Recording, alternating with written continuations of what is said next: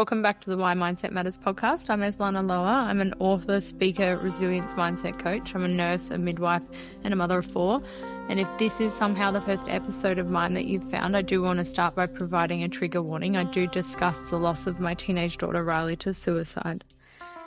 In this episode, I want to discuss why we need to choose our circle wisely and how the people we surround ourselves matter so much more than we might realize.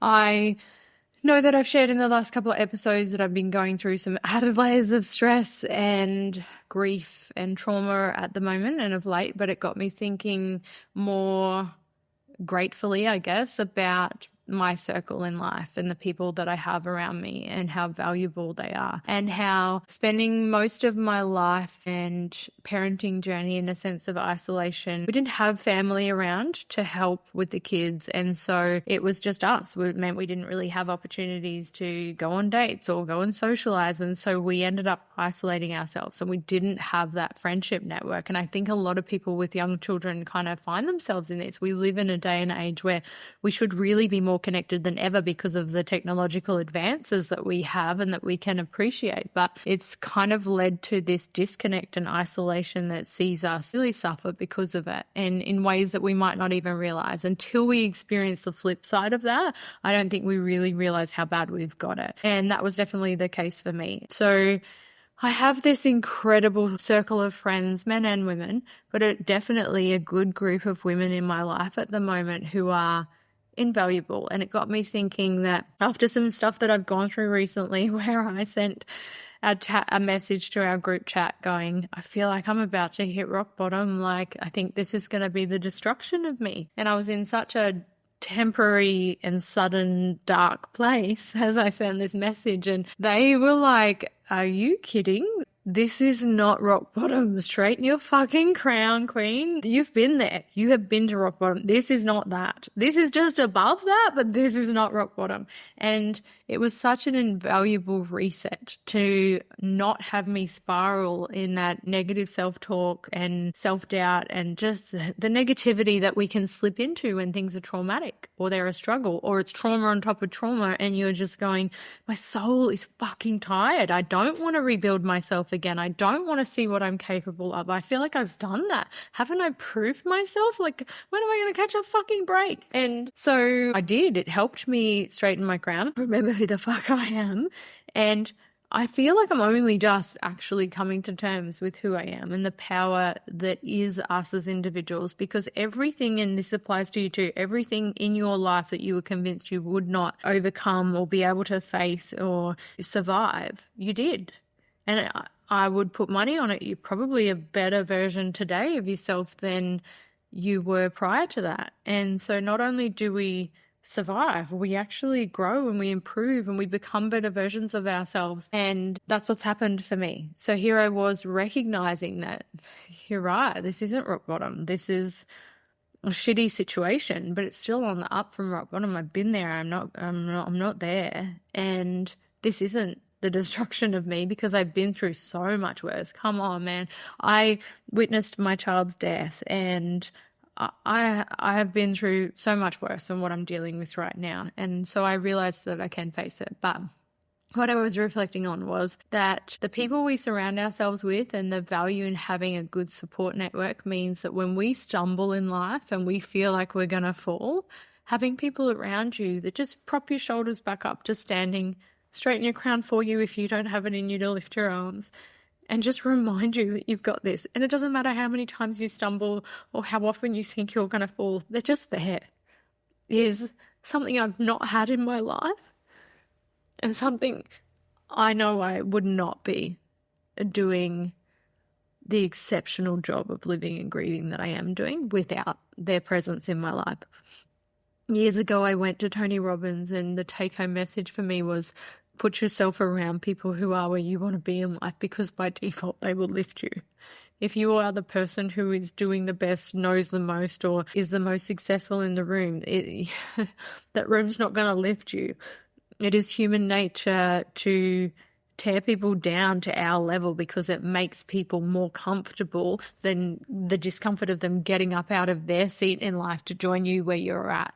And so it was a really big take-home lesson for me. But it's been so nice to be able to take that attitude into my life, but also combine it with in the aftermath of losing Riley, and how I would say I started saying yes to life. If an opportunity came up, I said yes.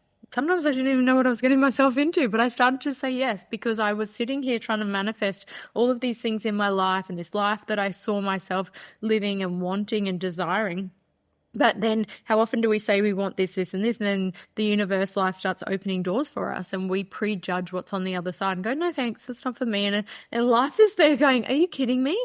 You said you wanted this, this, and this, but then I open a door and you won't walk through it. And so I took that attitude and started walking through the door because I think that not only is everything that you desire that's not currently in your life on the other side of a doorway you're yet to walk through, if you enter the room and it's not for you, it's easy to leave. But if you never walk through it in the first instance, how much do we miss out on in life? And even if it's just a jar, kick it open and go see what's on the other side. And when I started having that attitude, I found myself in rooms I wouldn't have found myself in. I started saying yes to things. I started facilitating connections in my life that I'm still in awe of and so grateful for. And all of the little synchronicities that have to occur in order for even two people to be in the same place at the same time. For all of the things that have to happen for you to meet whoever you meet at any point that you meet them. Just blows my mind when we actually really step back and think about what has to go into our life, right back to being babies, where we're born, where we lived, with the decisions made in our life, that we are even here, right wherever here is right now at this point in your life. The fact that you're here is not an accident. There's all of these little magics that are happening behind the scenes of our life to facilitate connections that we desire or that we benefit from. And so the next time an opportunity comes up, just say yes would be what I would encourage, because even if you sit here and go, yeah, but you don't understand, I don't have a circle, I don't have close or good friends, start saying yes to life. Put yourself in rooms that you wouldn't have otherwise. Start looking up in life and start greeting people and really seeing interactions as opportunities rather than things to just endure, because we do it all day, every day. We find ourselves in situations that we take for granted and we don't recognize as the opportunity for connection that they are. And I was going to get lunch the other day, and I'm such a creature of habit, and I would have normally gone and got sushi. And I thought, oh, you know what? I'll just pull into this bakery near home that I never go to and that I hadn't had a sausage roll in a long time. So I walk into the bakery, and the man that's working there is a vibe. He is a ball of energy who's greeting the leaving customer as if it's his best friend. And you can't be around that kind of energy and be negatively impacted, I don't think. And so I'm sitting there looking at all these incredible options for food. I did not need a sausage roll. I ended up with an amazing wrap. But we got talking, and his aura and his vibe made me feel so comfortable in talking to them. But people will often ask, oh, you knew, it's something that opens up the dialogue for something around my life and Riley and everything. But he said, oh, you new to the area? And I said, no, we've lived here for a couple of years. And I don't know what it was that he asked, but he was explaining that he's not long taken over the bakery and that he and his staff member Sam are just so grateful to be in the community. And anyway, it was a vibe. We got talking, and I ended up talking to him for a little while and telling him that I'd lost Riley, and somehow we got onto the podcast, everything, and we got talking about life and like outlooks and our perceptions and how we're responsible for as creators and authors of our life, and had this incredible connection with this person. But as I was talking about having lost Riley, he goes, oh man, if I knew you better, I'd give you a hug. And I was like, who needs to know anyone better? Like, get in here, brother. Like, I'm all about the hugs. And it was just such a beautiful, genuine connection with somebody that my gut instinct was just pull in here to somewhere I never go. And had he not been just, I don't know, so willing to be himself unapologetically, and it's so refreshing to come across someone like that.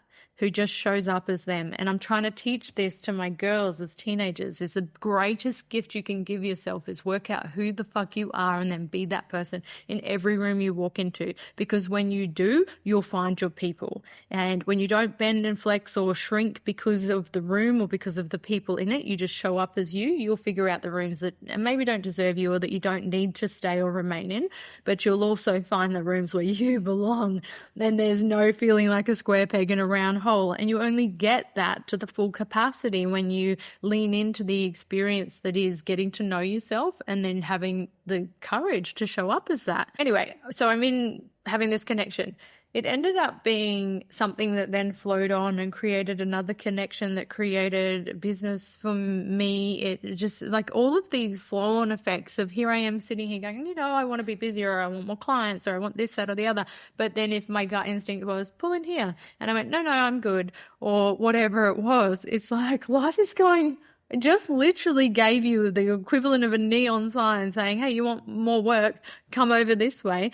And then we say, no, thank you. Or somebody invites you somewhere and you're like, oh, no, that's not for me. And I'm not saying say yes to things you don't want to do. I'm not saying put yourself in rooms you don't want to be in. I'm saying that we cut our nose off to spite our face and we miss out on the connection necessary in order to facilitate a circle that is going to matter in your life more than you could possibly comprehend. And I think it is so valuable to have a good network. It can be a small network, but of people around you that have just got you. And they don't have to be in close proximity. I've got friends that I don't necessarily see physically for a year and a half, but we're in communication. And I know that if I needed them, they're there, whether it's down the line or to get in the car or even on a plane, they would. And it's a beautiful thing to be able to recognize that now that I've had these struggles of late that have really brought that to the forefront. And I was struggling this last week after we lost our dog, who happened to be my daughter's dog, and the extra layers of grief and trauma that brought. And I had done a post saying that I'm particularly struggling this week and my grief is so heavy and I feel like I'm trying to navigate motherhood, hoping that I'm doing a good enough job, but in this uncharted territory that is a sea where I feel like I don't even know how to swim yet. I'm supposed to help them keep their heads above water. How does this work? And how I was craving just that maternal hug. Like I just wished that somebody could just hold me the way that I hold my girls and hold space for them. And one of the people in my circle literally got in the car and she saw it and said, I'm driving across the Gold Coast now. Where are you? I'm coming, and came to hug me. And I'm not saying that people need to make such massive, big moves to let you know that they are holding space for you. But I don't know. I've just never had this connection in my life. And I've also never needed it more than I do right now. So I'm extremely grateful for that. When I teach my antenatal workshops, I do speak. One of the topics is choose your circle wisely, and it's about succeeding in life. Because if you are somebody who is going about empowering yourself to have the best possible birth experience, and that's why you're doing my workshop and you're trying to set yourself up for success, and the reality is that you can have not only optimize the chances of having birth the way that you want, you also prepare yourself for all possibilities so that you can walk away from it going, we did it regardless of how it plays out. We had our best birth. And that's my superpower. But in helping them understand how you essentially do your part to manifest the kind of experience that you want is by cutting out a lot of the noise, the negativity from, put it this way, people who aren't in the arena, whatever the arena is in life, have no business telling those that are that it can't be done. And we need to be very careful what and who we listen to when we're setting on a path for success and we're putting all of this energy and effort into achieving a desired outcome, whatever it is, your labor and birth, your career, whatever it is, me learning how to live and grieve simultaneously. The people we surround ourselves matter, and being able to put yourself around people who are going to lift you by default, who are going to feed you with positivity and not stupidity, not tell you that things are great when they're not tell you that you can do stuff that you can't, but I mean the capacity to form a circle around you that when you stumble in life, they've got you. They grab you by the shoulders. They don't let you fall. You don't hit the ground, and they just nudge you back to your feet and remind you that whether they're beside you or they're behind you, they are around you and that you are held. and supported and seen and valued, and we all need that. And so, yes, I do teach about that, but it's interesting to be living it and benefiting from it. And I'm so grateful for all of the people that I now have in my life that I know came about because I had the courage in some of the worst times in my life to start to say yes to things, to put myself in rooms where I didn't necessarily feel comfortable or didn't necessarily know if I was welcome. And again, that comes back to more of a negative self-talk where we convince ourselves that, oh, I won't be welcome, or will I fit in, or whatever. And even though I feel like I'm doing a great job of knowing who I am and being that person in every room I walk into, it doesn't mean that I'm immune to self-doubt or a negative narrative that makes me question myself. 100%. Some of the most confident people you'll come across have the same internal struggles with the negative dialogue that makes them question themselves. I don't think that the presence of confidence means the immunity of self-doubt by any means. And I do intend on having a whole episode on it about self-doubt and how it impacts all of us and how we're having a shared experience. Because I think when we look at any part of our life through a lens of perceived isolation, it exacerbates our suffering because we think that it's just us. We think that we are struggling with something more than those around us, or we look at people through a lens of bias that we tell ourselves that, oh, but they don't struggle with this and they're doing this, or they're achieving this, or they're so confident. They would never doubt themselves. I'm here to tell you that's not the case. I would put money on it. And I know, because I also know that people probably tend to look at me as somebody who carries myself confidently and therefore maybe doesn't struggle.